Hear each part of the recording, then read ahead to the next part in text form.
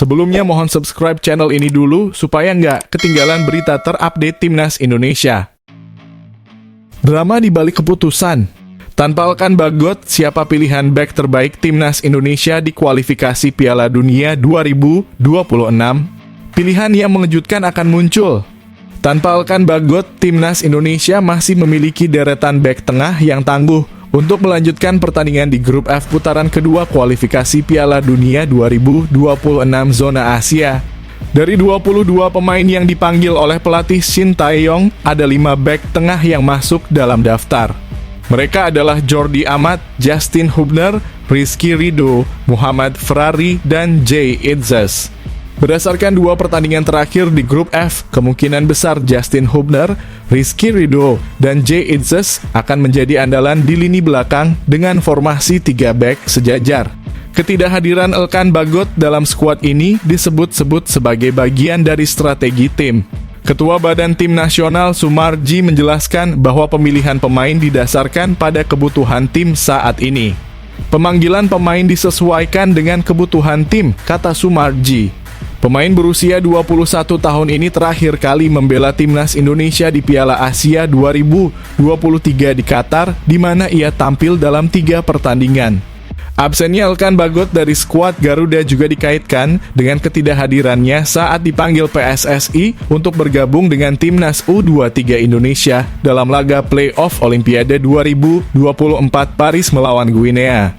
Saat itu Elkan tidak memiliki jadwal pertandingan setelah masa pinjamannya di Bristol Rovers dari Ipswich Town berakhir. Sumarji menambahkan bahwa daftar 22 pemain yang diumumkan masih bisa berubah. Dari 22 nama itu dimungkinkan masih akan berubah mengikuti perkembangan beberapa hari sebelum kick-off, tegas Sumarji. Revolusi Timnas. Trio Persib melampaui ekspektasi dan layak dipanggil ke Timnas Indonesia. Kehadiran mereka akan membuat Shin Tae-yong terpukau. 3 pemain Persib Bandung memberi sinyal kuat kepada pelatih Shin Tae-yong bahwa mereka masih layak memperkuat tim Garuda. Ketiga pemain tersebut adalah Febri Haryadi, Edo Febriansyah, dan Mark Klok. Ketiganya tampil gemilang saat Persib Bandung mengalahkan Bali United pada leg kedua semifinal Championship Series BRI Liga 1. Sebelumnya Persib juga sukses menahan imbang Bali United pada leg pertama. Dengan begitu Persib melaju ke final dan akan melawan Madura United yang berhasil mengalahkan Borneo FC. Penampilan Febri, Edo, dan Klok menjadi sorotan dalam kemenangan tersebut. Febri mencetak gol pada menit ke-39. Gol ketiga Persib dicetak oleh Edo pada menit ke-70. Meskipun Mark Klok tidak mencetak gol, perannya di lini tengah sangat penting membantu serangan dan bertahan dengan baik. Saat ini Shin Tae-yong sedang mempersiapkan Timnas Indonesia untuk pertandingan penting melawan Irak dan Filipina dalam lanjutan grup F putaran kedua kualifikasi Piala Dunia 2026 zona Asia. Pertandingan ini sangat penting karena kemenangan bisa memastikan Indonesia melaju ke putaran ketiga. Saat ini Indonesia berada di posisi kedua grup F dengan 7 poin. Mengalahkan Irak akan memastikan langkah mereka ke putaran ketiga, namun jika kalah, mereka masih memiliki kesempatan dengan mengalahkan Filipina. Shin Tae-yong telah memanggil 22 pemain, sebagian besar adalah pemain lama seperti Hernando Ari, Egy Maulana Fikri, Asnawi Mangkualam, Rizky Ridho, dan Jordi Amat. Selain itu ada pemain naturalisasi baru seperti Tom Haye, Ivar Jenner, Rafael Struijk, Justin Hubner, dan Ragnar Oratmangoen. Melihat penampilan Febri, Edo, dan Klok di Persib, mereka masih cukup layak untuk memperkuat Timnas Indonesia. Febri yang berusia 28 tahun pernah menjadi andalan Timnas di era Luis Milla dan Simon Tjemeni, namun kini tergeser oleh pemain lain. Edo yang berusia 26 tahun merupakan bek tangguh yang bisa bermain di beberapa posisi dan baru bergabung dengan Persib dari Rans Nusantara pada 2023. Mark Klok yang berusia 31 tahun pernah menjadi pemain kunci di lini tengah Timnas, namun kini berharap bisa kembali membela tim Garuda. Kita tunggu apakah sinyal kuat dari ketiga pemain ini bisa membuat Shin Tae-yong mempertimbangkan mereka untuk bergabung kembali dengan Timnas Indonesia. Skandal terpanas. Tuduhan heboh dari media Vietnam mengguncang Timnas Indonesia. Apa misi rahasia di balik perubahan jadwal kick-off? Media Vietnam Soha memberikan komentar mengenai perubahan jadwal kick-off pertandingan Timnas Indonesia melawan Irak. Pertandingan ini dijadwalkan pada 6 Juli mendatang sebagai bagian dari grup F putaran kedua kualifikasi Piala Dunia 2026 zona Asia. Awalnya kick-off direncanakan pukul 19.30 waktu Indonesia Barat, namun Sumarji mengumumkan perubahan waktu menjadi pukul 4 sore waktu Indonesia Barat. Soha menilai perubahan jadwal ini bertujuan untuk memberi tekanan kepada Vietnam yang akan menghadapi Filipina pada hari yang sama dengan kick-off pukul 19.30 waktu Indonesia Barat. Jika Timnas Indonesia menang melawan Irak, pertandingan Vietnam versus Filipina tidak akan berarti banyak, karena Vietnam akan tersingkir dari persaingan perebutan peringkat kedua grup F. Posisi yang saat ini ditempati Indonesia dengan 7 poin. Menurut Soha, sangat wajar jika Indonesia ingin memberikan tekanan kepada Vietnam. Awalnya, kedua tim dijadwalkan bermain pada waktu yang sama sehingga tidak ada yang mengalami tekanan psikologis lebih dulu.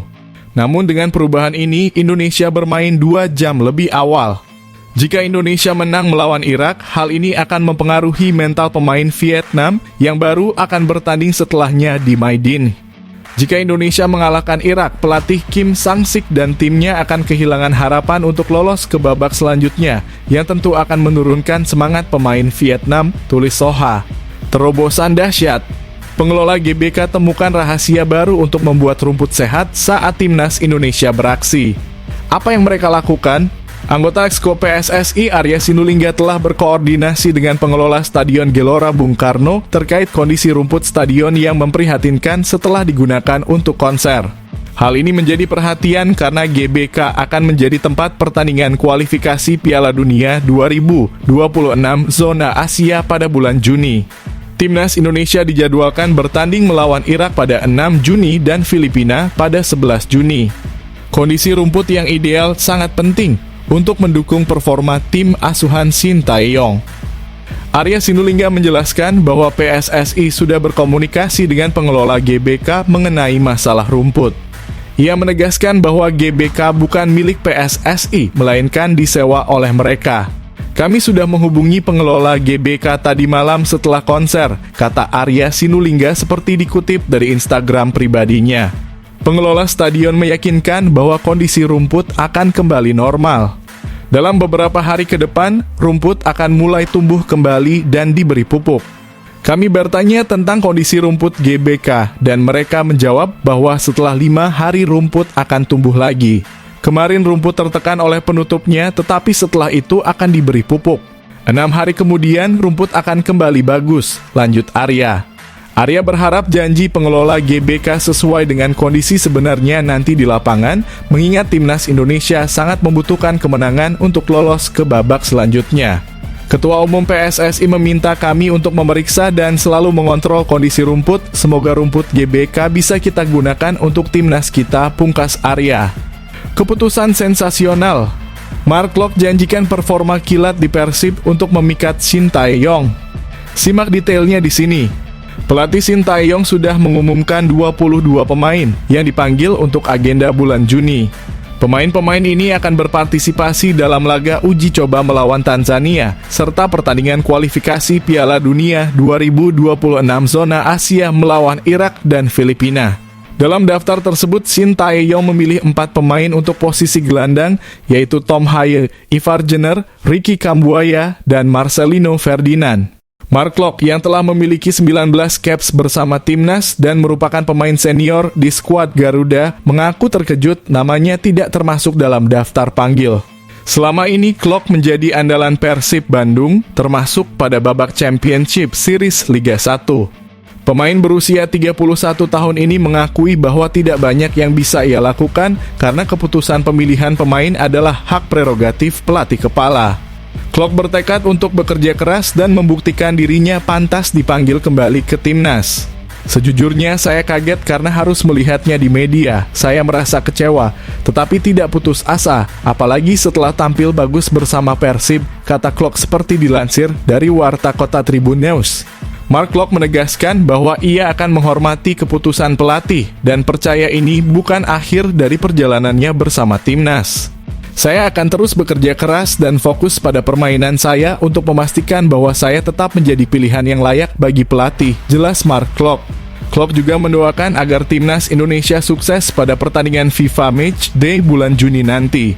Skuad Garuda hanya membutuhkan satu kemenangan lagi untuk lolos ke putaran ketiga kualifikasi Piala Dunia 2026 Zona Asia dan Piala Asia 2027.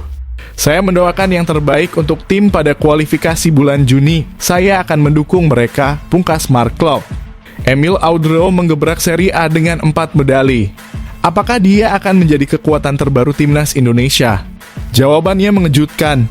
Kiper keturunan Indonesia, Emil Audero Mulyadi, menambah koleksi trofi yang diraihnya selama berkarier di Liga Italia. Emil yang lahir di Mataram, Nusa Tenggara Barat, kini memiliki 4 medali juara Serie A. Hal ini terjadi setelah Inter Milan menjuarai Serie A musim ini, di mana Emil bergabung dengan status pinjaman dari Sampdoria. Baru-baru ini Emil memamerkan medali dan trofi Serie A yang dimenangkannya bersama Inter Milan. Ini adalah gelar ke-8 yang diraihnya sepanjang karir profesionalnya. Sebelum meraih Scudetto bersama Inter Milan, Emil sudah memenangkan 3 gelar Serie A bersama Juventus pada musim 2014-15, 2015-16, dan 2016-17. Selain trofi Liga Domestik, Emil juga meraih 2 Piala Super Italia bersama Juventus pada musim 2015-16 dan 2016-17. Musim ini selain Scudetto, Emil juga memenangkan Piala Super Italia bersama Inter Milan. Jauh sebelum kesuksesan ini, Emil juga pernah meraih trofi Supercoppa Italia Primavera bersama Juventus Primavera pada musim 2013-14. Dengan koleksi gelar yang impresif, Emil dianggap sebagai kiper potensial untuk timnas Indonesia. Namun belum jelas apakah pemain berdarah Italia Indonesia ini siap membela merah putih. Sebelumnya, ayah Emil sempat menyatakan bahwa putranya enggan membela timnas Indonesia. Namun belakangan ia merevisi pernyataannya dengan mengatakan bahwa timnas Indonesia di bawah Erick Thohir bisa mencapai kemungkinan apapun. Emil juga telah bertemu langsung dengan Ketua Umum PSSI Erick Thohir. Meski demikian, belum ada kepastian apakah pertemuan ini menandakan bahwa Emil bersedia dinaturalisasi untuk membela timnas Indonesia. Di balik layar, pesan tersembunyi Shin Tae-yong untuk pemain timnas Indonesia. Apa yang harus mereka singkirkan? Temukan jawabannya di sini. Pelatih Shin Tae-yong ternyata selalu mengingatkan pemain timnas Indonesia untuk tidak merasa sungkan saat bertanding. Ia menekankan bahwa para pemain harus berani menegur satu sama lain jika ada yang melakukan kesalahan. Shin Tae-yong menyampaikan hal ini dalam acara Meet and Greet di Senayan Park, Jakarta Pusat pada Minggu 19 Mei kemarin. Masalah terbesar adalah komunikasi, ujar Shin Tae-yong. Orang Indonesia sangat baik sehingga sulit untuk memberi teguran kepada pemain lain. Padahal ketika situasi kurang baik, seharusnya komunikasi untuk memberi teguran sangat penting. Namun, ini menjadi tantangan bagi saya, jelas Steve. Di sisi lain, Shin Tae-yong juga memuji sikap para pemainnya yang sangat berkomitmen dalam mengikuti latihan intensif. Saya sangat mengapresiasi para pemain karena mereka selalu mengikuti arahan dari saya, ujar Coach STY. Walaupun porsi latihan banyak dan intens, mereka tetap mengikutinya tanpa keluhan. Itu yang membuat sepak bola Indonesia akan berkembang. Saya sangat bangga dengan para pemain timnas Indonesia saat ini, tegas Coach Shin. Shin Tae-yong telah melatih skuad Garuda sejak Januari 2020 ketika ia ditunjuk oleh PSSI yang dipimpin oleh Iwan Bule. Kini di era Ketua Umum PSSI Erick Thohir, kerjasama dengan Shin Tae-yong diperpanjang hingga 2027 berkat pencapaian yang telah ia raih. Beberapa pencapaian tersebut antara lain membawa timnas Indonesia lolos ke 16 besar Piala Asia Senior di Qatar dan membawa timnas U23 Indonesia meraih peringkat keempat di Piala Asia 2024. Padahal, target awal PSSI untuk timnas U23 Indonesia hanya lolos ke 8 besar. Saya juga tersentuh karena datang dari luar negeri dengan teknik latihan yang berbeda, namun mereka tetap rendah hati dan mau mengikuti semua aturan, ujar STY. Meskipun metode saya berbeda, mereka tetap bisa menerimanya dengan baik, tambah STY.